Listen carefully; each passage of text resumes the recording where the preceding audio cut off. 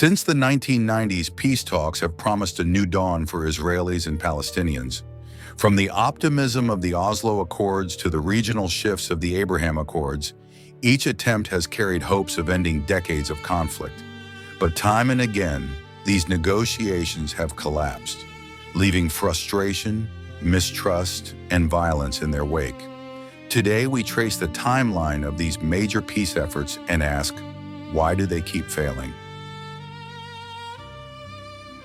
In 1993, the world watched as Israeli Prime Minister Yitzhak Rabin and Palestinian leader Yasser Arafat shook hands on the White House lawn. The Oslo Accords were hailed as historic. They promised mutual recognition, limited Palestinian self-rule, and a path toward a two-state solution. But Oslo's optimism soon faded.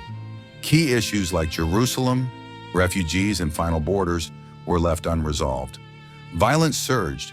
Rabin was assassinated in 1995, and trust crumbled.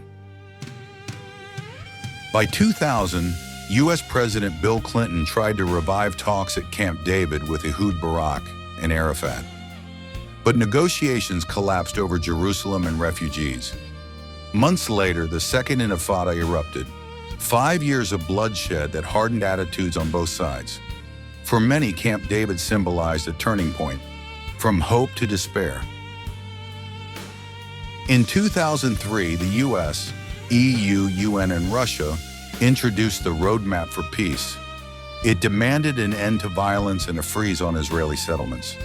But both sides accused each other of violating terms. By 2007, the Annapolis Conference tried again. Leaders from Israel, Palestine, and over 40 nations gathered. Yet despite speeches of hope, there was little follow-up. Settlement expansion and Palestinian political division between Hamas and Fatah made progress impossible. President Barack Obama tried to restart peace talks in 2009 and again in 2013 with Secretary of State John Kerry. But settlement disputes, internal politics, and mutual distrust derailed the efforts. Many Palestinians saw the talks as cover for continued occupation, while many Israelis feared concessions would threaten security. By mid-2010s, the peace process looked all but dead. In 2020, a surprise breakthrough came, not between Israel and Palestinians, but between Israel and Arab states. The Abraham Accords, brokered by the Trump administration, normalized relations between Israel and the United Arab Emirates, Bahrain, Morocco, and Sudan. Supporters hailed it as a new regional era, but Palestinians saw it as abandonment.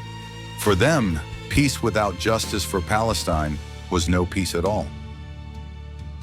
So why do peace talks keep failing? Analysts point to 5 recurring issues. 1. Core disputes left unresolved. 2. Violence and mistrust undermining negotiations. 3rd, political divisions within both societies. 4th, settlement expansion altering realities on the ground. 5. Lack of consistent international pressure. Without addressing these root problems, each round of talks becomes another cycle of hope, followed by disappointment. From Oslo to Abraham, every peace initiative has left lessons and scars.